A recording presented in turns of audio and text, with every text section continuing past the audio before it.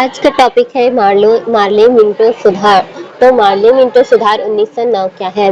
इसके द्वारा भारत सचिव की परिषद, वायसराय की कार्यकारी परिषद तथा बम्बई और मद्रास की कार्यकारी परिषद जो होता है, कार्यकारी परिषद में भारतीयों को शामिल किया गया। विधान परिषद में मुस्लिम हेतु अलग निर्वाचन मंडल की बात की गई।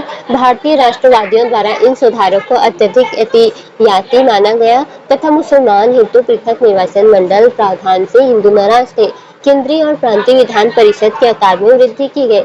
इस अधिनियम ने इंपीरियल लेजिस्लेटिव काउंसिल में सदस्यों की संख्या 16 से बढ़ाकर 60 कर दी गई है। तो इसमें क्या किया गया है? 16 से बढ़ाकर 60 कर दिया गया है। अब थोड़ा शॉर्ट में समझते हैं। मार्ले मिंटो सुधार क्या है? यह सुधार ब्रिटिश सरकार ने भारत में राजनीतिक दबाव और बढ़ते राष्ट्रीय आंदोलन के कारण लागू किया। इनका दो नाम लोगों के नाम पर पड़ा था, जॉन मार्ले जो कि भारत के सचिव हैं और लॉर्ड मिंटो जो भारत के वायसराय थे, इसलिए इसे मार्ले मिंटो रिफॉर्म्स कहा गया था। मुख्य उद्देश्य क्या है? भारतीयों को थोड़ी राजनीतिक भागीदारी देना, लेकिन असली सत्ता ब्रिटिशों के पास ही रखना। अब परिषदों का विस्तार। परिषदों का विस्तार कैसे? इस अधिनियम से केंद्रीय और प्रांतीय विधान परिषद का आकार बढ़ा दिया गया। केंद्रीय परिषद इंपीरियल लेजिस्लेटिव काउंसिल में सदस्यों की संख्या 16 से बढ़ाकर 60 कर दी गई। प्रांतीय परिषद में बम्बई, मद्रास आदि प्रांतों में भी सदस्यों की संख्या बढ़ा दी गई। इससे ऐसा दिखाया गया कि भारतीयों को अधिक प्रतिनिधित्व दिया जा रहा है। तो भारतीयों को अधिक प्रतिनिधित्व दिया जा रहा है ऐसा दिखाया जा रहा है, लेकिन ऐसा कुछ नहीं था। परिषदों की सदस्यों की 4 श्रेणियां। तो केंद्र और प्रांत विधान परिषद सदस्यों की 4 श्रेणी थी, जो इस प्रकार से था।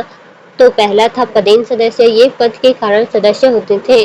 गवर्नर जनरल कार्यकारी परिषद के सदस्य।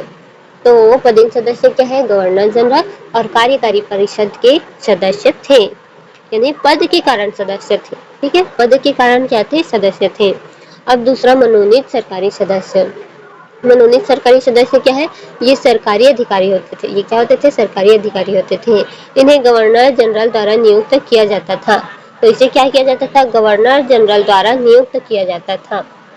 मतलब सरकारी अधिकारी थे और गवर्नर जनरल द्वारा नामित किया जाता था। फिर आता है मनोनीत गैर सरकारी सदस्य। ये सरकारी अधिकारी नहीं होते थे। ये क्या होते थे? सरकारी अधिकारी नहीं होते थे, लेकिन इन्हें भी गवर्नर जनरल ही नियुक्त करता था। मतलब क्या हो गया? मनोनीत मतलब मानने वाला, गैर सरकारी यानी कि जो सरकारी नहीं है। तो ये गवर्नर जनरल द्वारा नामित थे, लेकिन सरकारी अधिकारी नहीं थे। अब चौथा हो गया निर्वाचित सदस्य। इनका चुनाव किया जाता था। इनका क्या किया जाता था? चुनाव किया जाता था, लेकिन चुनाव सीधा नहीं बल्कि अप्रत्यक्ष इनडायरेक्ट इलेक्शन होता था।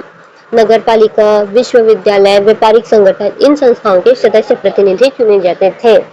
विभिन्न वर्गों से चुने हुए भारतीय निर्वाचित सदस्य अप्रत्यक्ष रूप से चुना जाना था।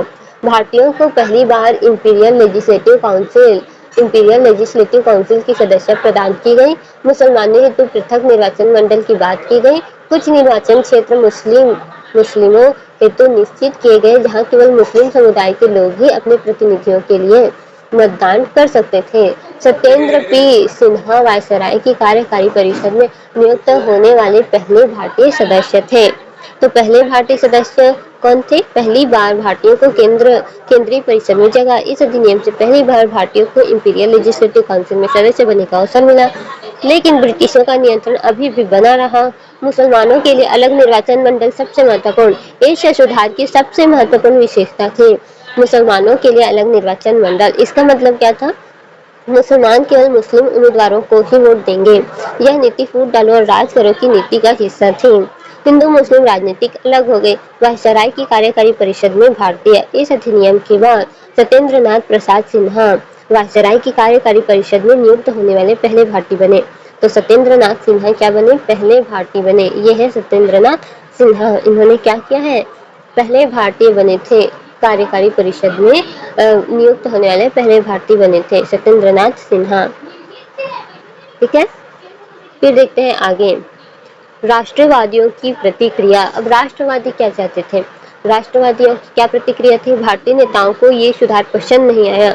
मुख्य कारण क्या था? असली सत्ता अभी भी अंग्रेज के पास थी। चुनाव अप्रत्यक्षता, सेपरेट इलेक्टोरेट से हिंदू मुस्लिम विभाजन बढ़ा, इसलिए राष्ट्रवादियों को इसे अपर्याप्त सुधार कहा गया है। अब इम्पोर्टेंट क्या क्या है, भारतीय परिषद अधिनियम 1909, परिषदों का कार्य बढ़ाया गया। इंपीरियल लेजिस्लेटिव काउंसिल 16 से 60 सदस्य, पहली बार भारतीयों को केंद्रीय परिषद में जगह, मुसलमानों के लिए सेपरेट इलेक्टोरेट, अप्रत्यक्ष चुनाव प्रणाली। सत्येंद्र प्रसाद सिन्हा वायसराय परिषद में पहले भारतीय थे। याद करने का ट्रिक क्या है?